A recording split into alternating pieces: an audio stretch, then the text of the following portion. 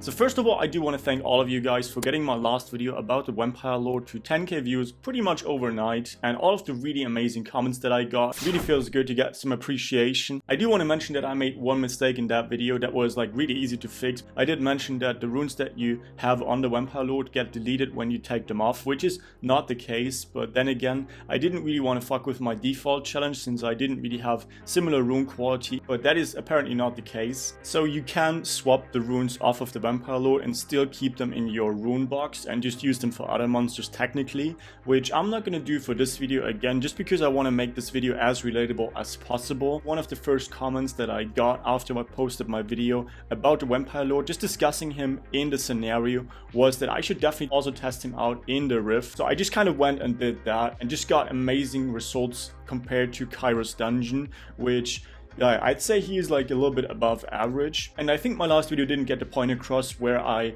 kind of just compared him to other alternatives, but at the end of the day, I would highly recommend just to everyone to build him. Like, he's definitely going to be useful, at least in one of the situations, but all I was kind of trying to do was highlight if he's good in like certain team compositions and how you're going to be able to utilize him.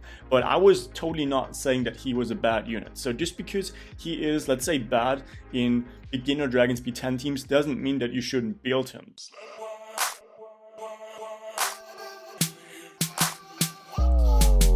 But before we get into the actual 5 rifts, I do want to just quickly take my time and give you guys sort of a primer of my general thoughts about the unit. So his leader skill is one of the main reasons why you want to utilize the Vampire Lord. Having that 38% attack lead is just insane. That's like one of the main reasons why people run, let's say, 9-tail foxes in mono element teams and even use Perna in like completely dumb situations, such as maybe like the Dark Rift or the Water Rift, where he's sort of just average at best, but the leader skill makes it completely viable and helps you get to that triple S. The main reason for that is just because of the turn-based mechanics of the actual boss fights and the groggy stage, where speed really doesn't matter, so you want to get the most efficiency out of every turn, which attack power really does help with that. Another thing that I do want to mention is that he does provide an attack buff. That's pretty obvious. I mean, I've referred to him as a walking attack buff in my last video, and it kind of feels like that. People were complaining about him not doing enough damage and stuff like that, and while that is definitely the case, I do think that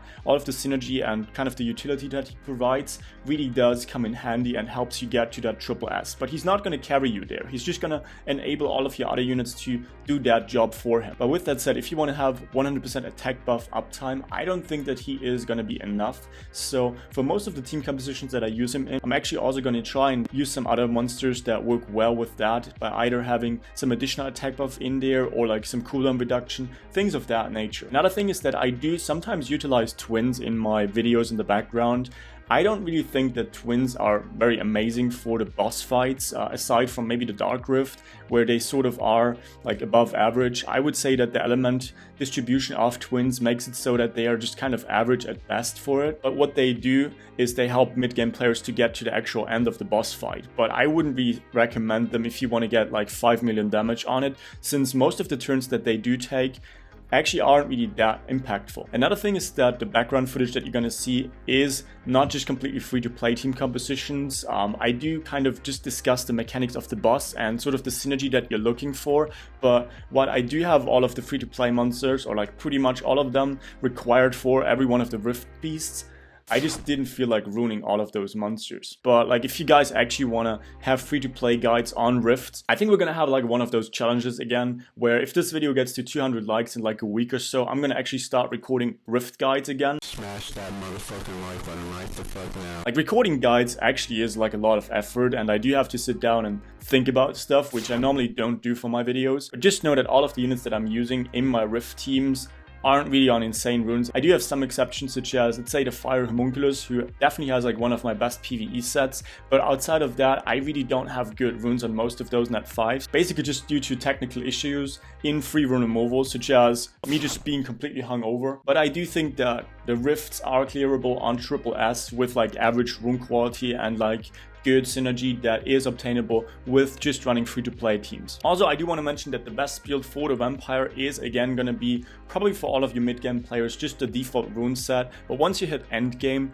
I already mentioned that he doesn't really do that much damage, and I do think that if you want to get the most benefit from him, I would just slap like a triple fight set on him, get him on like average stat, maybe like speed, crit damage, attack, or run some defense and use him in frontline. I don't really think that like the main purpose of him is going to be like doing a ton of damage, more just providing synergy, being like a really good support for your team. It's like a Colleen that also has an insane leader skill, basically. Wow, and I think that's gonna be everything for like the longest intro that I've ever recorded so far, but there was like a lot of stuff that I needed to say before we actually talk about the rifts. But now with all of that said, let's get into the rifts, shall we?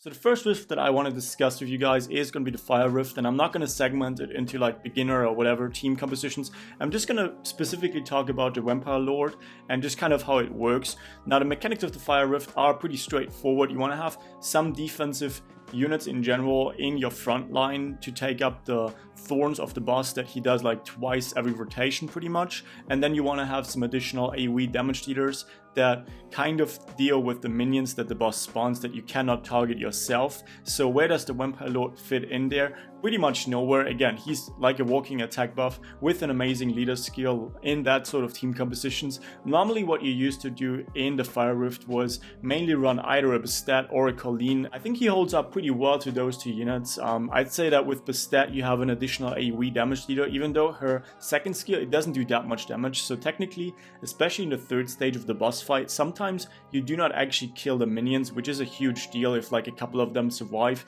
you usually are going to survive, but once you have like half of those alive, you're actually going to get one shot by them, so you kind of want to avoid that. So I'd say if you have a better leader skill such as Poseidon in my case, but you can also use like Zyros or the Water Ninetail Fox, which personally, I don't really like the Water Ninetail Fox too much. I think out of all the ones that we have, she's probably the weakest one. I would really not recommend building her. She's like really not that good. She really doesn't do anything outside of having a leader skill and that AoE. Right now, like I would definitely not recommend building her nowadays, especially with the Vampire Lord being in the game and having that amazing leader skill. So you want to have like one or two AoE damage dealers. If you want to run twins, I'd say Shaina and Sabrina are probably going to be the best ones. I tried it with twins and without them. I have enough water nukers. If you already have like those two twins built, that's pretty much all you really need. Just run like one additional AoE damage dealer in the form of like, even Lapis should do the job just fine. I think actually she's like a little bit above average, especially now with that amazing leader skill being available. Before that, you were always like sort of in this pickle where, let's say for instance, Poseidon really isn't that amazing for the Water Rift either. His second skill sometimes also doesn't kill the minions unless you have him built like I do, where he just does a bunch of damage. Having speed scaling nukers in the Fire Rift really also doesn't help too much. So as you guys can see, there's like a lot of issues that you have. Personally, I really do like going for like a tanky vampire build. That wasn't the way I built him for this video in particular, but if you have issues and struggle finding frontline units, I think the vampire with his pretty above average base defense should do the job just fine, not really having any attribute disadvantage at least. I think a lot of people are going to have the Water KFG built already, so that definitely does also come in handy. I also do use my Theomars in frontline since he is on a rather defensive build and kind of helps just surviving one or two more turns. Another option would be Samate, and that's pretty much all you really need to know about the Fire Rift in particular. If I had to give him a score, I would say that I would basically rank him like a 5 out of 10 for the Fire Rift if you have better leader skills or alternative leader skills. If you don't, there's just no way of not using him in my opinion. The next rift that I want to talk about is going to be the Water Rift. Now for the Water Rift, in my opinion, there were already like a bunch of really good leader skills available, especially for all of the free-to-play players. Like using Eirgar is just insane for the Water Rift. She just shits on that dungeon so hard. On top of that, she has like the best leader skill for it. So I don't really know if I'm going to be actually utilizing him. But for all of the people that do not have a Chasun, for instance, which probably is one of the only viable attack buffers / healers for that dungeon, you're definitely going to try and utilize him because of that reason. I do pair him up with my Walk, but there are definitely other options to get 100% uptime on that attack buff, such as running a Marth, such as running Miyang, which does also help pretty hard with having some additional cleanse against the freeze of the boss fight. Like if you run a mono element team, you should really not have those sort of issues, since he's gonna glance on your wind units anyways most of the time, but I know some people don't have that luxury. They don't have that many wind units that are gonna be viable for that dungeon, so because of that reason, that might be an option. And also the Water Rift is one of the only dungeons where having speed-based nukers and just speeding your team composition actually does come in handy with that very specific ability of the boss where you reduce your HP and just kind of get it back the more turns you take, which of course the more speed you have on your units, the faster that actually is gonna be the case. And now let's go over to the Wind Rift, and I do want to take my time on this one. While he was like above average for the last two rifts that I discussed, I think he was like a really good addition for those teams. He is like insane for the Wind Rift. The main reason for that was just because there's just a handful of actually viable healers in this whole dungeon, and it's actually really hard to rune for it. In my opinion, the Wind Rift wasn't really that insane because of like the difficulty, but just the fact that it requires a lot of different rune builds than people were used to back in the day, whereas like people just stacked Violent Runes. The Wind Rift kind of requires you to have like a lot of attack on your team composition, to run like attack based healers, run a lot of fight runes, run a lot of like vampire runes on your nukers, and with the vampire and the buff that he provides, that mechanic kind of gets softened up a little bit. You don't need vampire runes on your nukers, you don't need a lot of fight runes on your healers. You get like basically an off healer that has an insane leader skill that is even further going to help you out with attack based healing. I actually personally recorded a video about Huahi like 2 years ago that's still like pretty much up to date nowadays, so if you want to check that out, I'm just going to leave a link to that right there on the screen right now. Pretty much the too long didn't read version of the Wind Rift is going to be, you don't want to have any Violent Runes on your team aside from maybe healers.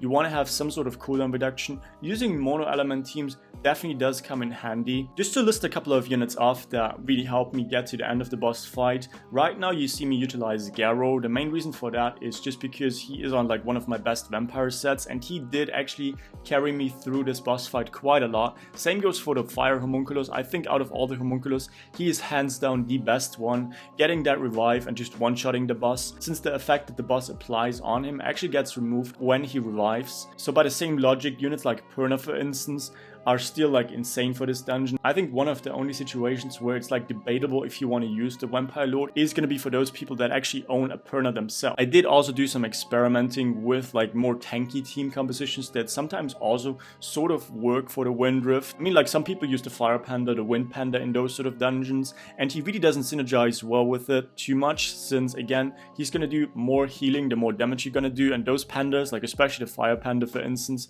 which is sort of a staple for this dungeon, like healing over time buffs actually help out pretty well. He really doesn't work with that unit in particular. I mean, if you cannot find a different armor breaker, like right now the only one that I'm using right now, which kind of comes back to bite me in the ass afterwards, is going to be Tessarian. Like it's really not enough armor break to just run like one of those units. I did also experiment with using a rogue. The main issue with him is that his team up actually sometimes screws over your attack order. So if you tune your healers specifically to heal once the boss uses his shout, that sort of sometimes fucks with that attack order, since the cooldown reduction of the rogue makes them use their heal prematurely sometimes, which really doesn't come in handy too much and actually lowers your success rate while technically having your heal available more often. But just in general, I would say that the Wind Rift is probably one of the Vampire Lord's biggest strength in the game right now, where a lot of endgame players are still going to be able to utilize him no matter what sort of box they have.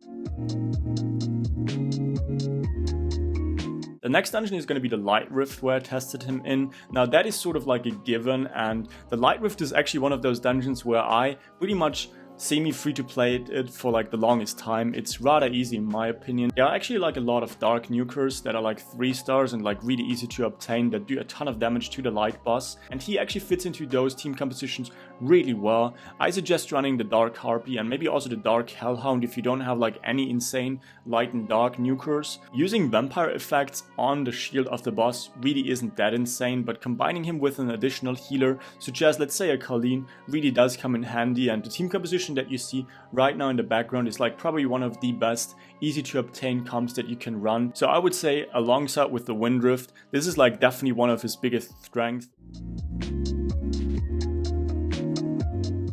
Dark Rift is really interesting since most of the time people are going to run Colleen in that one.